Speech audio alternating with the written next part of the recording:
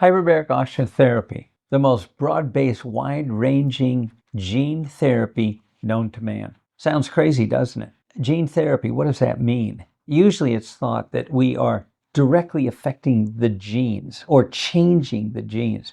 In fact, there's a whole new area of science called epigenetics, which is now decades in understanding. Traditionally, what doctors were taught, and in medical school, what I was taught about our genes and our chromosomes, is that our chromosomes were just useful for reproduction. When the sperm and egg meet, unite, conception happens, new human being starts to be formed, that after the development of the baby, birth, that our genes aren't used anymore until it's time to reproduce. And I should say, they're actually used more for development and so on until adulthood. But once you reach adulthood, our genes are no longer used, actively involved with development. They're just there until we reproduce. But the reality is, our genes in every cell in our body, all day long, are being read or not read. And when they're read, they get transcribed and then translated to the proteins that run our body. There are more than 19,000 protein-coding genes in our 46 chromosomes. And these are being read at various times during the day to produce these proteins. It's what sustains our life and what controls how those genes are read. That's the science of epigenetics. In other words, we are not changing the genetic code itself and the genes. It's controlling the expression of those genes or not, which is ultimately the control of the genes and how it works, period.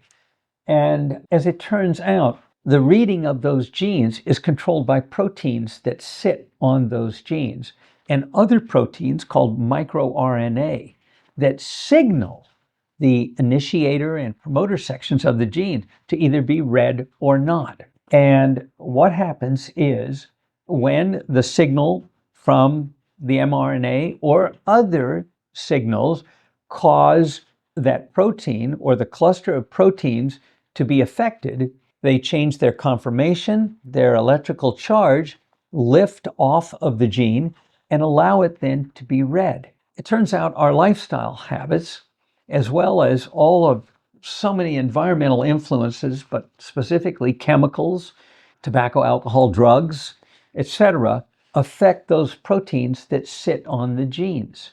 And they can permanently alter them, such that when you alter it, you can prevent that gene from being read. And that alteration, if that happens before you reproduce, that permanent alteration gets carried with your sex cells. Part of your sperm, or even the ovaries and the eggs, gets carried to your offspring and inherited, such that you don't change the genetic code, but you're changing control of it, which for all intents and purposes may be the same thing, because you're controlling whether the gene gets read or not. What's been shown to occur is that hyperbaric oxygen turns on or turns off, single treatment, over 8,101 of our 19,000 protein-coding genes. Largest clusters turned on are the growth and repair hormone genes and the anti-inflammatory genes. Largest clusters turned off are the pro-inflammatory genes and the ones causing cell death. Every hyperbaric treatment, increase in pressure and oxygen, is essentially stimulating tissue growth, inhibiting inflammation, and turning off cell death. And the way this is acting is epigenetically.